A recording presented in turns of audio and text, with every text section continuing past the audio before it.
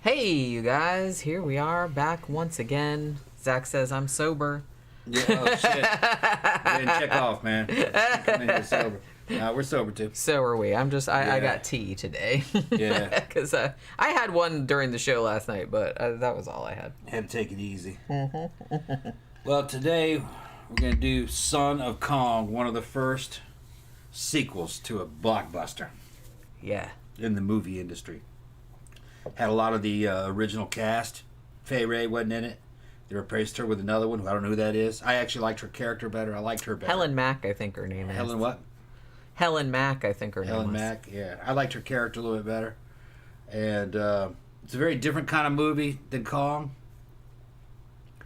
It's a lot more like Indiana Jones. And you can see where Indiana Jones was a ripoff of movies like these. And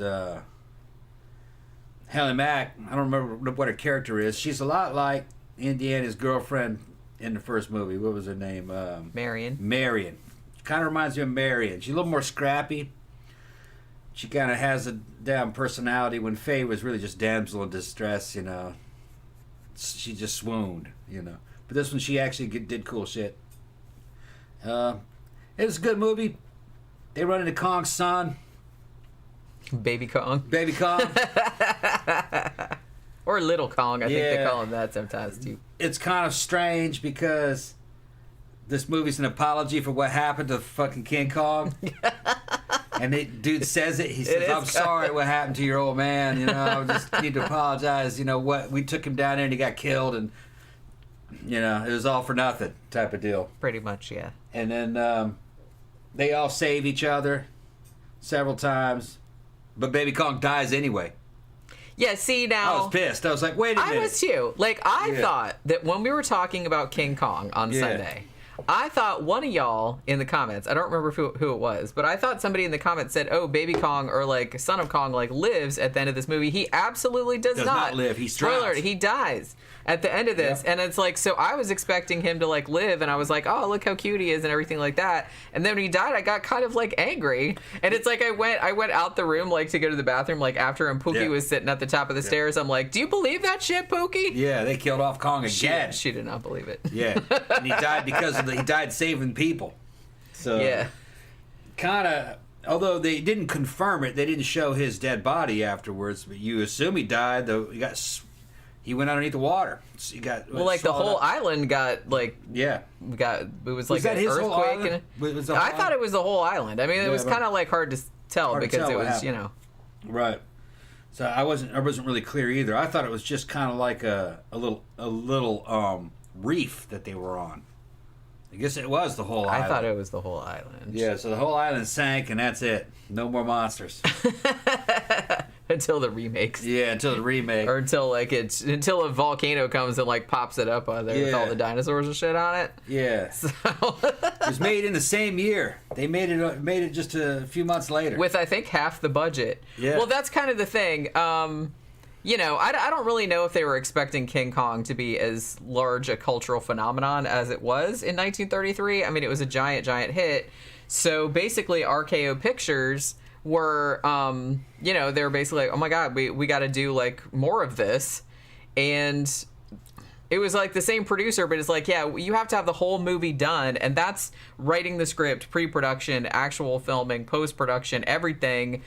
In 9 months. They did it in 9 months, which is unprecedented. Yeah. I mean, even for back then. So I kind of feel like, I don't know, like I liked this movie, but it's not, you're not going to be able to follow King Kong for Christ's sake. I mean, you know what I mean? That was kind of like now they did have the woman that did the script doctoring and like kind of did most of the final version of the script on the first King Kong, Ruth Rose. She actually wrote the screenplay for the second one. And she's basically like, well, I'm not going to be able to top King Kong, obviously. So she's like, maybe I should just make it funnier or make it like a slightly different kind of movie. Now, it should be noted, too, that a lot of stuff was in the script that they couldn't afford to put in the movie. So, like, there was supposed to be, like, a big cyclone, and there was supposed to be, like, this big dinosaur stampede and, like, all this other kind of stuff going on in the movie, but they couldn't afford to show it. So I kind of feel like what happens is that it's a really good movie. I'm not saying that, but it is like completely different, and it has a lot more humor in it. Like Baby Kong is more of like a, like you said, it's like more like Minya or like you know Godzuki. Like it's like Godzuki, like the little baby Godzilla. Baby, where there's just kind of like where he can like roar. You know what I mean? Minya's is a ripoff. Got to be a ripoff of Sonic Kong. Japanese saw that, you know, and was like, oh yeah, we're gonna do that with Godzilla. Of course. Yeah. So, it works though. It's just you're not gonna be able to do King Kong again. So, and she knew that. Yeah. So she's basically like, well, maybe I can just make it a different kind of story and make it funnier and stuff like that. So there is a lot more humor in it. Now, the guy that played Carl Denham in the first movie, like, comes back for this one. And actually, he ended up liking this one better, I guess because his part's bigger and also, like, he gets a hot chick at the end who's, like, half his age. So I guess he liked that. Robert Armstrong, I think that guy's name is. Yeah. So he liked this movie a lot better.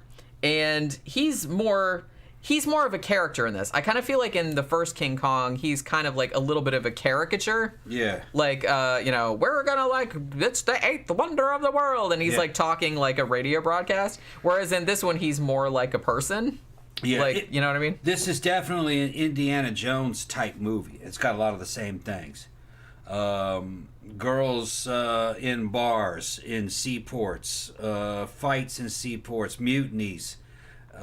Exploring new shit, but it's got that kind of, you know how in Indiana Jones he's always dealing with like merchant marines and sea vessels and shit, you know, and guys on the edges of society to where they're mostly at sea, so they don't care what the fuck's going on. There's a lot of that in it. Dude inherits this girl. Her dad gets killed in a fire day before, and he was a drinker living in that same scene, and she has to go on the voyage, and they said absolutely not, so she stows away. She ends up in it anyway. They get to Skull Island, and the ship's crew mutinies and kicks dude off, and the girl, and the Chinese cook, and he returns with the Chinese cook guy. He ran around the whole time with his dad with a cleaver, with his meat cleaver, and his Chinese fucking meat cleaver. Typical fucking Chinese weapon of the 30s. You know? That's pretty funny. And, whenever they showed Chinese people in the cartoons back in those days, they're running around with the damn meat cleaver, chasing you around with the meat cleaver. I guess it was Chinese restaurants in San Francisco. That's all you ever see, dudes on the street fucking with that meat cleaver. So, you know. Anyway, just stereotypes, you know.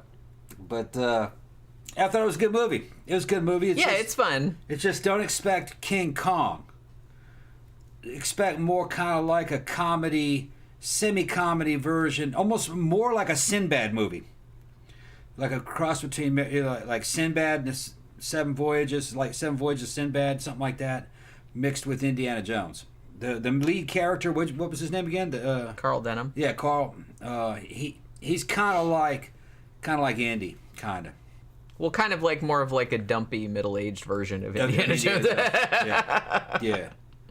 Yeah, well, you know, fucking Harrison Ford, he upped the game, you know, in that genre.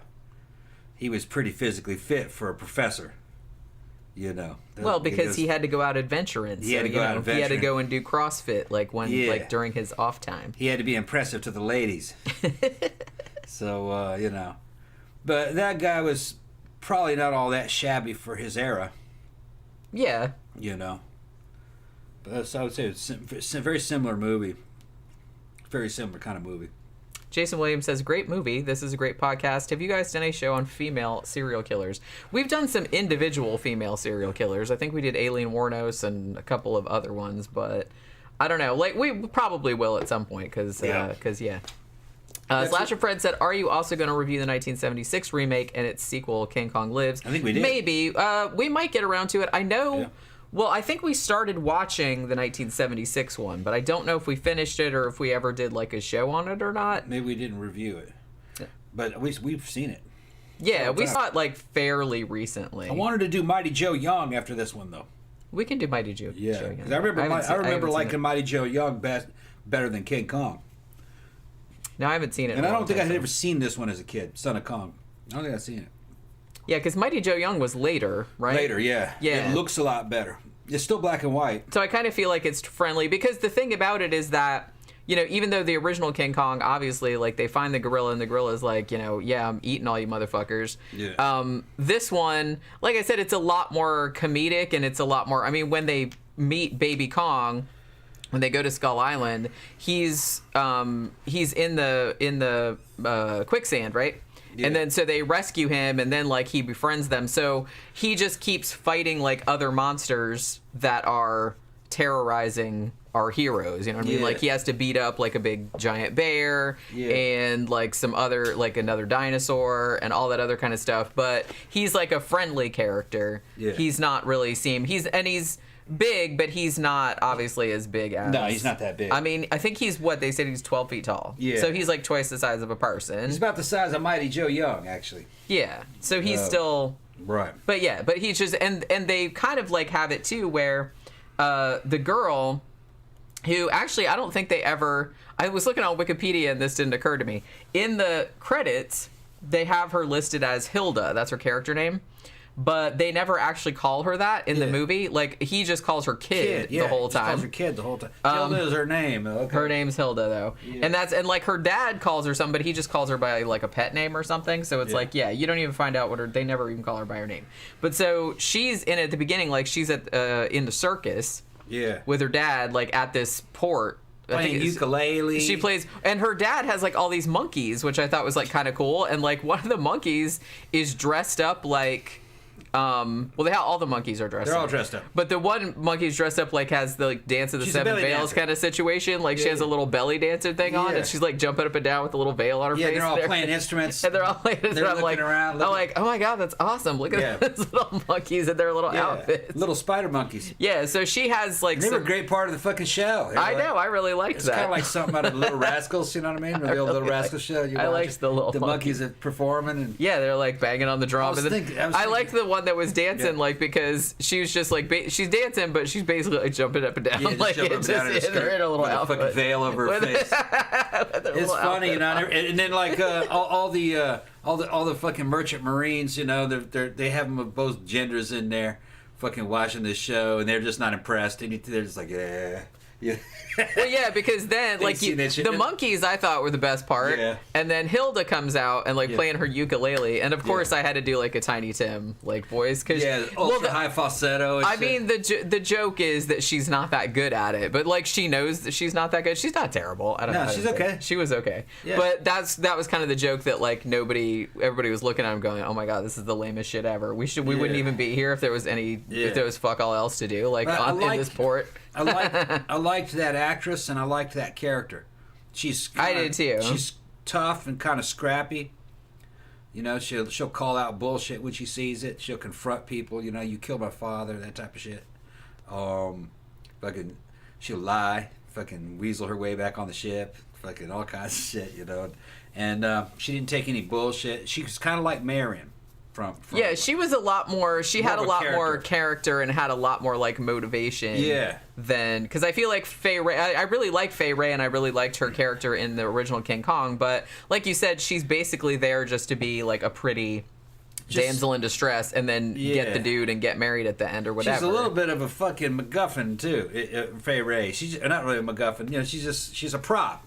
She's something for you to worry about. The gorilla's got it. Or Kong's got her. Yeah. You know, but they did the right thing though. You know, it was a woman that wrote the script. Yeah. Okay. Yeah. Well, she wrote the original one too, but she didn't write the original version of the original King Kong. But she came in and like streamed it and changed it. Okay. And her version is basically what you see in the final movie. But she actually wrote the screenplay for this one. Yeah. This character, she's got personality, a little more depth to her. And actually, I think that actress is prettier than Fay Wray.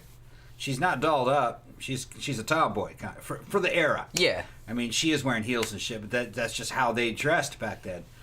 But she's not in nightgowns and have her nightgowns or anything like that. Although that was a ball gown, is what that was.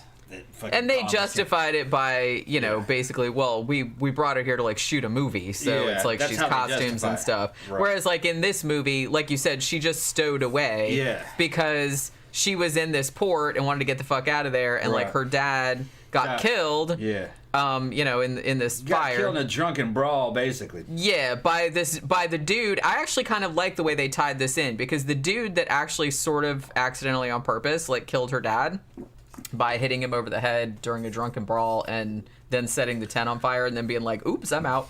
That guy, they tied him in with the original movie by saying, even though he wasn't in the original movie, by saying that he was the guy that Carl Denham had got the map to Skull Island from, like in the first movie. Because I think in the first movie, if I remember correctly, he said, yeah, I got the map from a guy, but they didn't ever show the guy or say what the guy's name was. So that's how they tied this in the first movie. Like, that's the dude that, and then they meet up with him again, and he's like, oh, you're the guy that I got the map from and shit like that. So then, like, he ends up killing her dad, and she's basically like, you motherfucker, like, you killed my dad and all this other kind of stuff. But then she just wants to get the fuck out of there because everything's gone. Like, everything burned down. The monkeys were okay. Like, she saved them. But her dad's dead. So she meets Carl. Carl's like, yeah, shame about your dad, like, and everything. But here's some money, stay here. Here's some money, stay here. You can't go with me. Yeah. And then she was like, oh, bummer. And then she was like, I'm sneaking on that. Yeah, she gets stuck in there anyway. And then she would fucking, like, play dumb, and then when your back's turned, she'd be snickering. So she was manipulative, but it was, like, in a good way. I thought she was a good character. I did, too. I liked her. And she did good. The actress did those old fucking silent movie facial expressions and shit, because, talkies were kind of new, so they still had a lot of carryover from the silent films, and she's hamming it up, with the eyebrows and all that, fucking, it was good. I thought she was good. I think she was one of the best things about the movie. Her and the monkeys were my favorite part. Her, the monkeys, and fucking Kong. And Baby Kong. Yeah, Carl. Is his name Carl? The so-called hero. I guess he's a hero. He's kind of a dick. A tad. Every time Baby Kong does something, he yells at fucking Kong and shit. Tries to put him in check, and Kong's like, oh, Just, it's kind of like, dude, man, fucking leave Baby Kong alone. What the fuck? And then he's all, and I'd have to say, too, he laughs it off, I have to say, too, that Carl, in this movie, particularly, is really not the brightest crayon in the box. Mm-hmm. Because even before they go to Skull Island, because him and the captain from the original King Kong, that was the same guy, right? I'm pretty sure that was the same actor. Yeah, pretty sure. Yeah. I think it was the same actor. So what ends up happening is that they end up in this port. Yeah, they end up in this port because this takes place only a month after the original King Kong. That's when it's only supposed to be a month has gone by.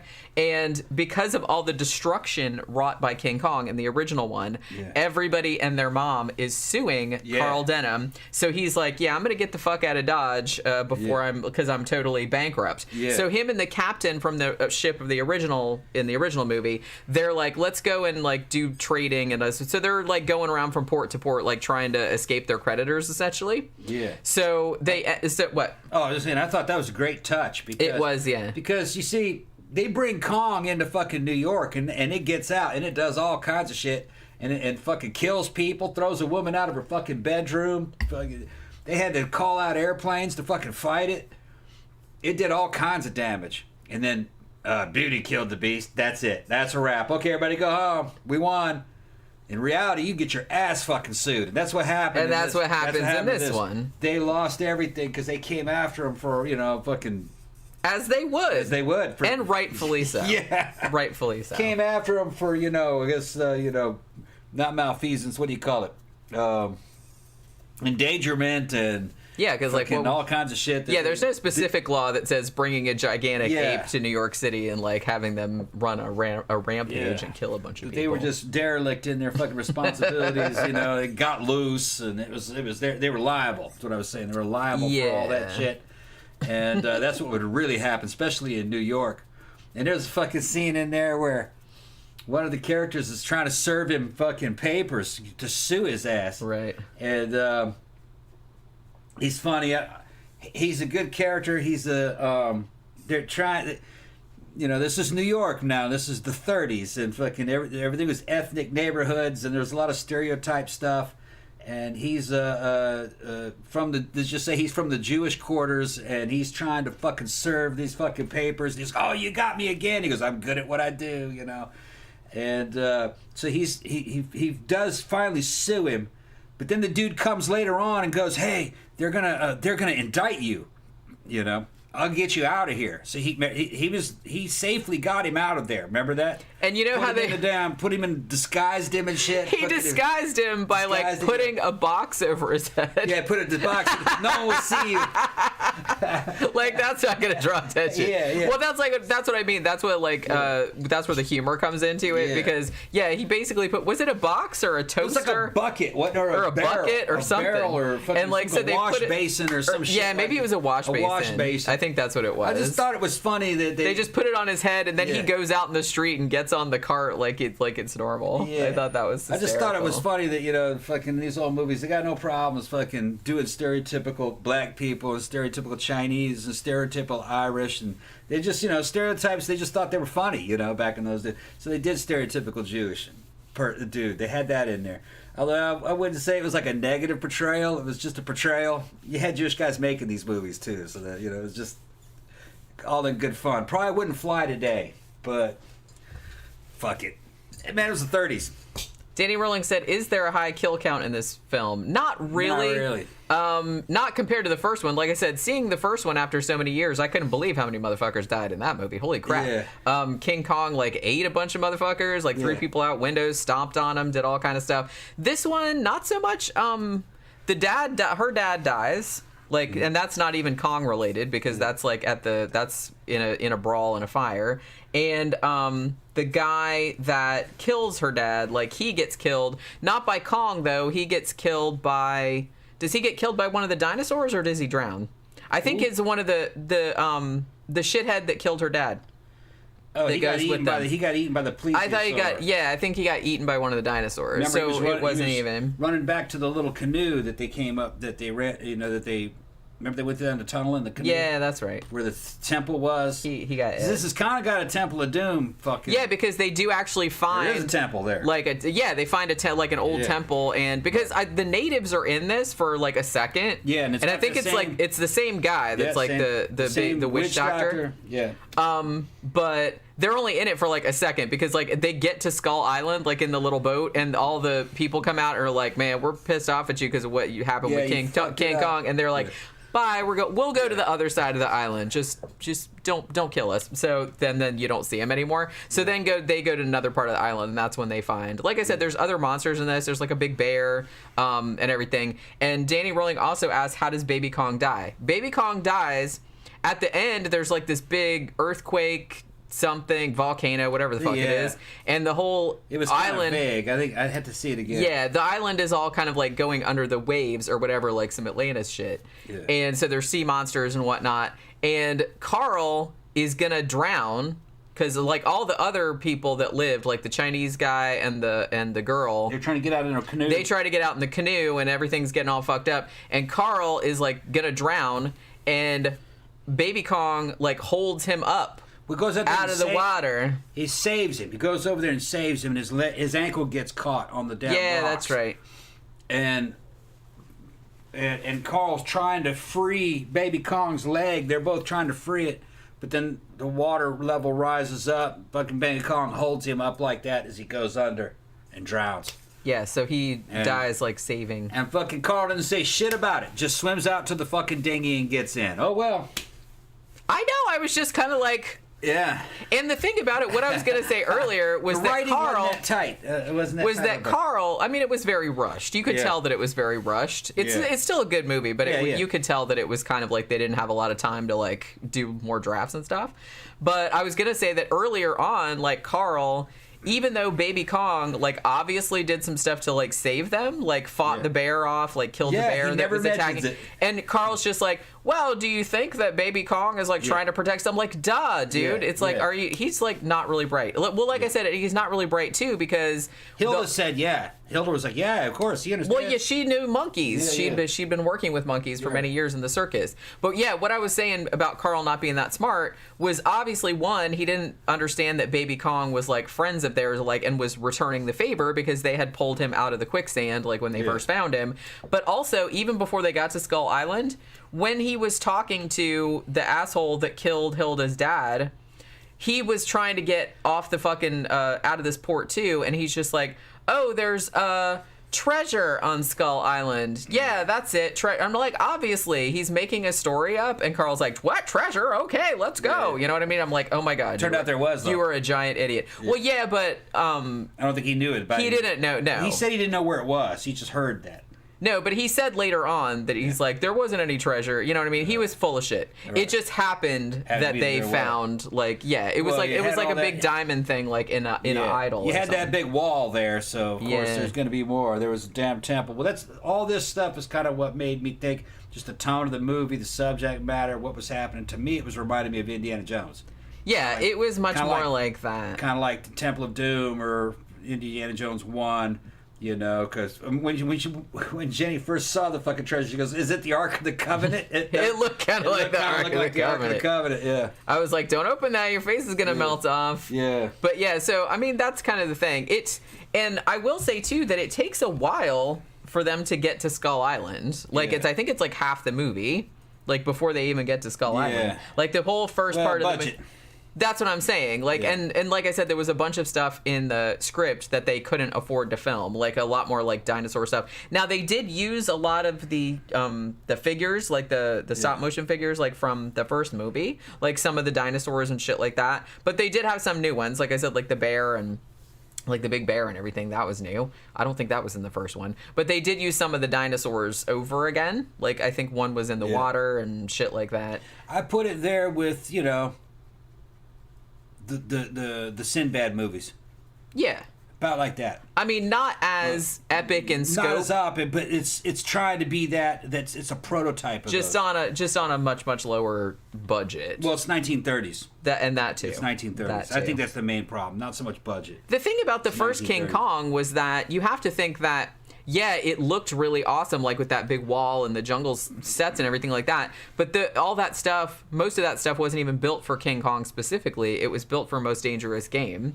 And they just used it for King Kong because they had it. And they were like, so they just dressed it a little bit different. Right. So it wasn't like, they built it, like they purpose built it for that movie. So I kind of feel like, I don't know. So like what happened with this one, they had 9 months to make it. And they had like, I think half the budget. So I think they did as well as they could with what they had. I think it was a good idea to go in a completely different direction than the original King Kong. Like, because original King Kong is much more a horror movie. Like, it had a little bit of humor in it, but not really. And like I said, a whole bunch of people died. So it was a lot more like an adventure horror movie. Whereas this one is an adventure movie, but it's a lot funnier. Adventure serial movie. Yeah. 1930s, which that's what Indiana Jones was copying and homaging those. Yeah. So it's like that. It's got comedy in there, but it's not slapstick in a way. It's just they're lightening the mood. They're just trying to approach the King Kong topic from a new angle, so it's not repeating the first one. I think people probably liked it, but they made a big mistake killing off Baby Kong. I was not expecting that because. Like I said, I was pretty sure I hadn't seen it in a long time, so I didn't remember what had happened because I didn't see it since I was a kid. And I'm pretty sure one of you guys, I don't remember who it was, but said that Baby Kong didn't die at the end, but he does though. Yeah, he does. And then I was like, that kind of like bummed me out because the movie was kind of like, it's not a laugh a minute or anything, but it had like a lot more humor in it. And then for them to just go serious at the end and just kill him off was like dumb. A little shitty. It was dumb because you killed your moneymaker.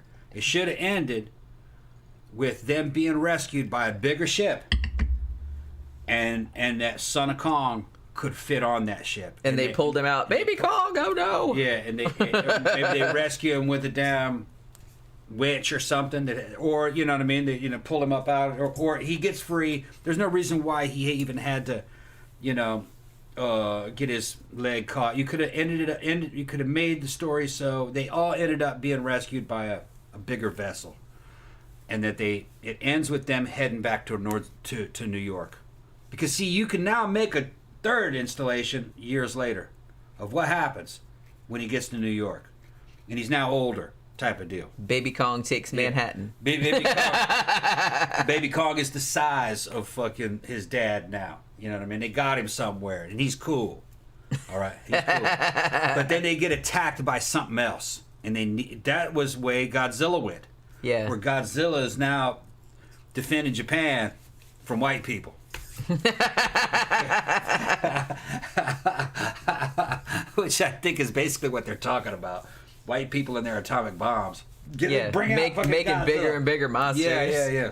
That's right. That's actually probably they should have done that. That's like I said, I don't really know, but like we were talking about this when we were watching the movie last night, and I think I brought this up a little bit on the King Kong show on Sunday. Was that really there? I'm not saying there weren't sequels. I don't know if this is actually the first case of a sequel, but like to a movie.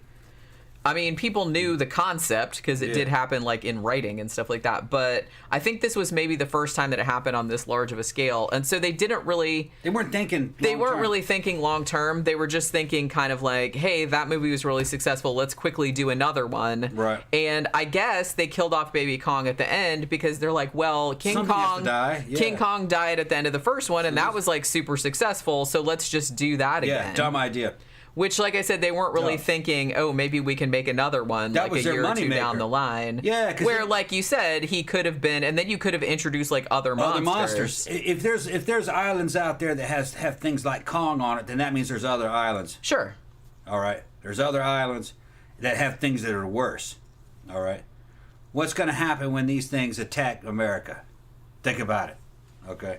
Gonna need a giant gorilla. Yeah, you're gonna have to have a giant gorilla. All right, fucking defending America, and Mexico. Defends Mexico and America. You just say North America, and then we can get Canada in there too. Canada too. See, machine guns aren't enough. You need to fucking call out Kong. Just ask the Japanese whenever they get in danger, man. Fucking, it's Kaiju Express, man.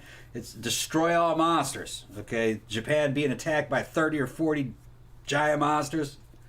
It's fucking... Had they done that, there's a chance where 5 or 10 years later, Archaea will, you know what, we can come back and we can do part 3 now. We need to start hyping this, all right? And you would have had Kaiju in the 30s and early 40s. Yeah. You see, World War II is happening. So you wanted to get that in the 30s before World War II started. Well, they didn't know World War II was going to start, but... Yeah, that'd have been pretty weird. Yeah, we got to get this over before World War II starts. But it would have been better. Who are you, Nostradamus? Yeah. It would have been better if they had that thing out by, 37 or so, 36. Yeah. And now you got Kaiju, giant monsters. Well, the thing about it, though, I kind of feel like it might not technically be Kaiju because...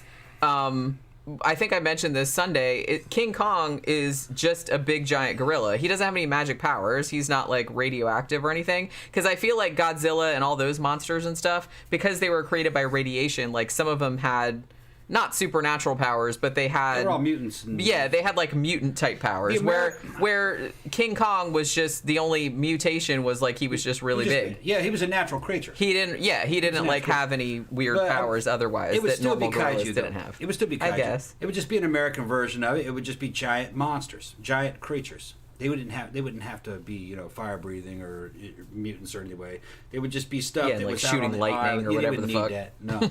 But you see, it would make sense that the way that one ended, that you're now son of Kong is now friends with mankind. He's back and they built a habitat for him in the United States. Yeah, see, that would be good. He's got a whole theme park. It's kind of like Jurassic Park. People pay to come see it. He's now wealthy. Yeah. Okay. And they got a big old Kong and he's chilling. Well, all of a sudden from one of these other islands something bad happens. Or mankind now needs Kong to help. All right. And because he's living around people, he can help. Maybe they even got it where he can speak sign language. I was just going to say, so they taught him sign language. Right. And then because did they know they could do that in the 30s? They probably wouldn't even thought of that. They would have never even thought of that. But you could arm him. You could give him a big old club or a sword or something, you know what I mean? A shield. It would be like a superhero movies. Cut him loose, man. Give him a little outfit. Yeah. But you might not want to give him that until like the grand finale, like he's fighting a giant turtle. Think of something as ridiculous as a like Gamera. Like Gamera. That would never happen. It would never fight a Gamera. Yeah, well, he's eventually going to have to fucking drill through that shell somehow. You know what I mean? So they had to make him something. That's what the Japanese would have done. That's what they were doing. Okay, we're going to have to equip him. Yeah. You know? So you got a whole stories you could tell right there. America should have been up on that, but they weren't thinking. They weren't thinking. Hugo said, I think there was a rule in the Academy back then where you have to kill the monster at the end. Maybe that's what it was, because it was evil just had to be punished. Yeah, that was definitely a rule, and that was not evil. That was something that came in with the Hays Code. But yeah, see, I think that you could have got around it because he was a good guy. He was a good guy. He didn't do anything bad to anybody. Yeah. So you could have had like a kaiju. They already had superheroes at this time. They had, so they could have done it. It was just that they were not. They were just trying to get it over with, I think. Like, hey, let's make some money. Yeah, they just wanted to cash in. They weren't realizing that you could make a fucking extended universe. They didn't think that way. Yeah, not really. Like I said, it's not. I think people nowadays think it's like, oh my god, all the sequels. But it's like once the Universal monster movies and all that, man, they made fuck tons of sequels to those. Yeah. Son of Frankenstein, Son of Dracula, fucking Baby Dracula. It's funny because they made them all the time, and then like Abbott and Costello meet Frankenstein. It was ridiculous. Is that they didn't build in any continuity into anything. No.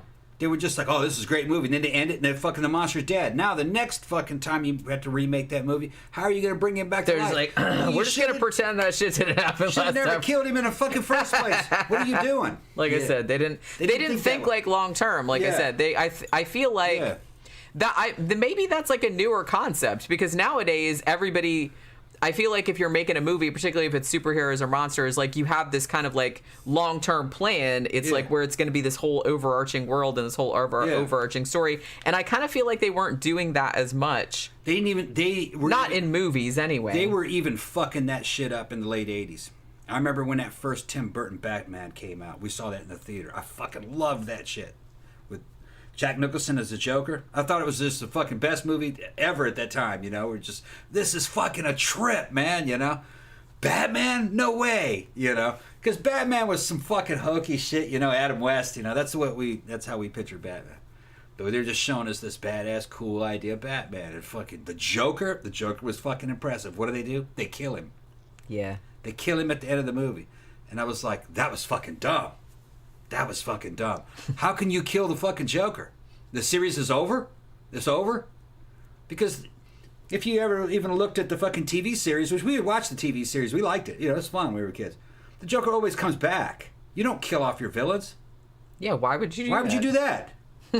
Don't kill the villains. The villains are the best part. Yeah. They're just always temporarily defeated. They get locked up. Okay, that's it. But then they escape, so they got to do it over and over again. That's what I mean. It's like if you kill him. You got me last time, Batman, but this, oh, he's back. That way you can always revive the series. Well, how good would those other Batman movies been? I mean, fucking the one with Catwoman was great, and Penguin, but how that would have been so much better if the Joker was still out there and would show up. Jack Nicholson? Imagine if Jack Nicholson showed up in that movie. I mean, I guess if you really wanted to go out there, you could say, like, you kill him off and then bring him back as a zombie in one. Yes. No, I would just in shit like that, you just make... Kaiju realized that. You don't kill them. You don't kill them at all. Yeah, you just put them, like, in stasis. They go into stasis. Or they're, like, frozen at the bottom of the Arctic or some shit. They get buried, and then you're not really quite sure what happened to them. So they can always come back. That kind of stuff. Well, yeah, I mean, that's kind of the whole thing. Why are you getting rid of your money makers? Your villains are the ones that really make the fucking money. So it seems like while they had the right idea, like King Kong, I'm not saying that they shouldn't have killed King Kong at the end of King Kong, because I think that's a really good ending, even though it's really sad. But I think that was kind of like the whole point of the movie. But then when they did Son of Kong, I was like, okay, that's a good idea. So he had a baby. They don't really say. Where's the mama? They just assume, where's the breeding population? Mom Kong. Yeah.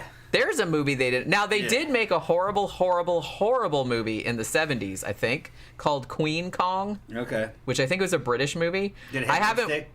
What? Is that the one that had lipstick? It might have, yeah. I think it had lipstick on it. I didn't sit through the whole thing, but remember Brandon Tenold on his channel? He talked about it on there, and it was like a 20 or 30 minute video, and it looks atrocious, but I also kind of want to see it. So yeah, but they never did do a Mom Kong, did they? They never think about that.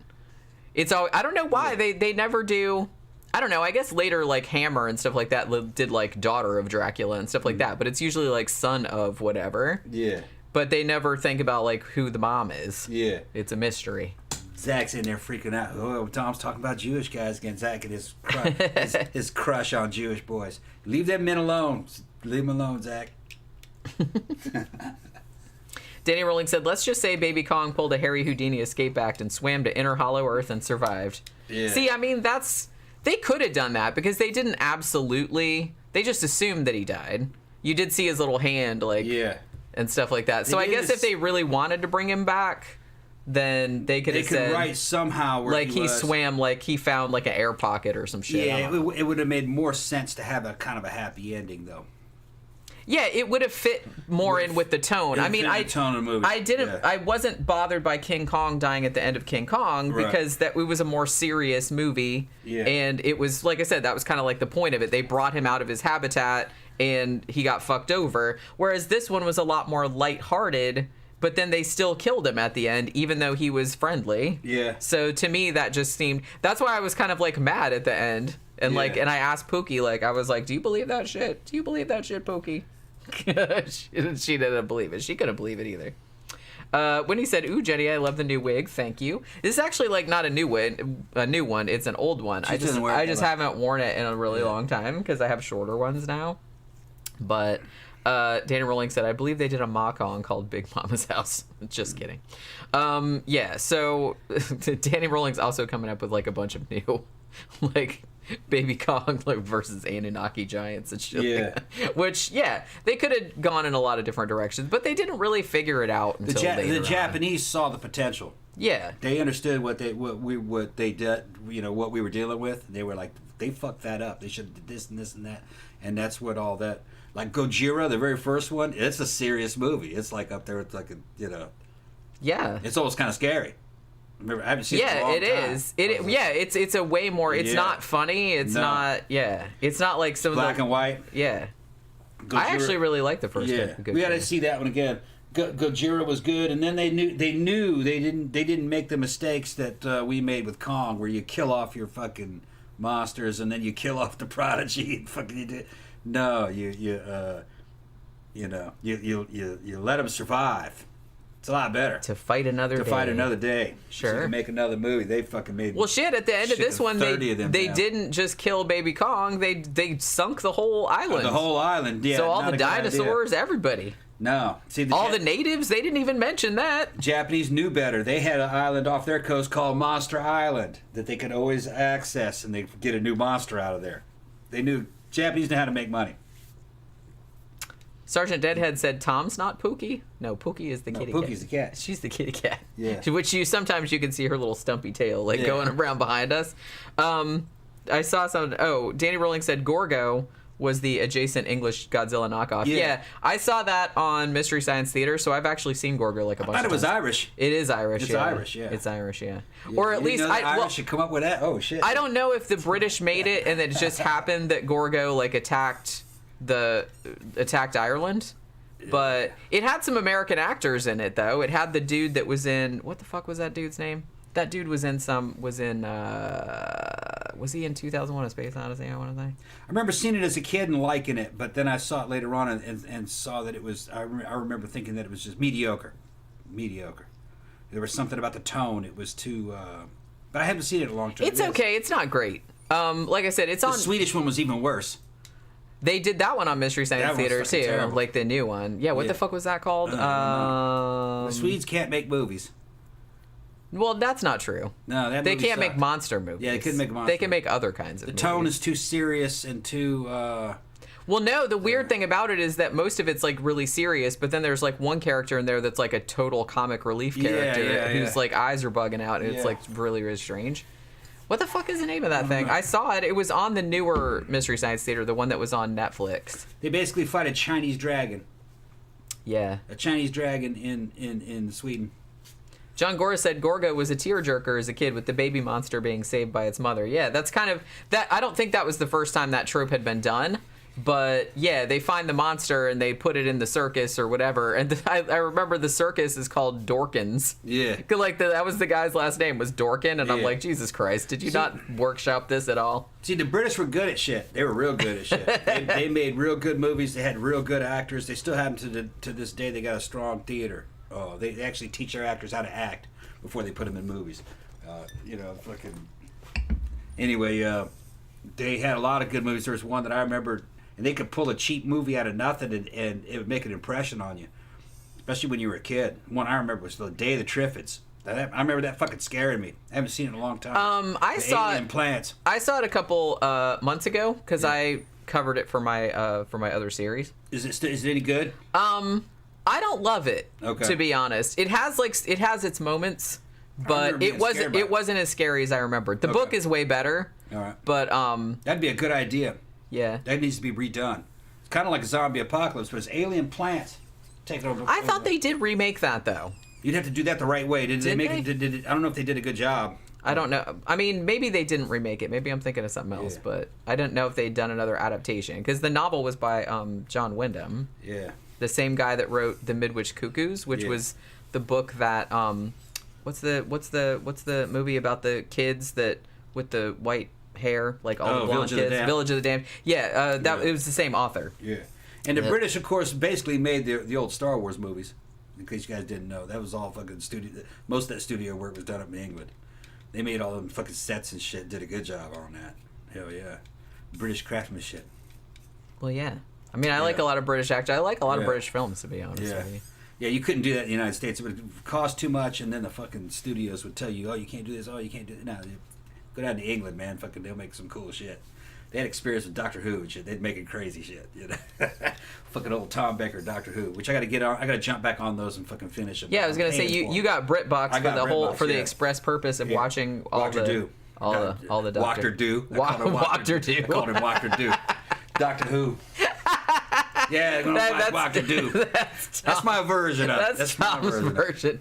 You should make it. That would be so funny if you did a real cheap jack sci-fi show called Doctor Do. Who are you, man? Doctor Do. I'm like Tom Baker, but I'm short. Yeah. Oh my god. Like an American version. That'd be hilarious. Yeah. Bleardo Dude says Godzilla's son Godzuki looks like Ernest Borgnine. He does that. It is Ernest Borgnine, didn't you know? He's such a good actor. That's him, yeah.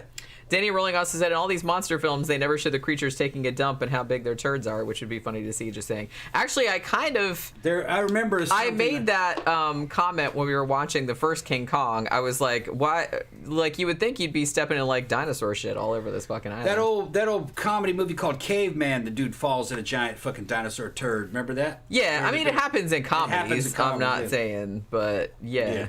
Does it happen in Jurassic Park too? I want to say. Oh, yeah, probably. Maybe it does. Like somebody falls into like a big giant dinosaur flop. Yeah. All right, so we've been going almost an hour. Yeah, and I got and I'm starving. Yeah. And I got food made. Yeah, so thanks everybody for dropping by. Son of Kong and the original King Kong are both on HBO Max if you have that. So in their little classic section. So tomorrow's Wednesday, and that means that it's going to be our main show, and we're doing true crime once again. We're doing the Toolbox Killers. That's right, and make sure you bring your drinks, and we're gonna drink that whole show. Yeah. Oh, and like, don't forget on Friday the Sidetrack show, you said you were gonna buy Colt 45 and shit like that. I wrote it down, so don't forget. Okay, just remind me tomorrow. We're gonna do like the shitty drinks taste test on Friday night's show.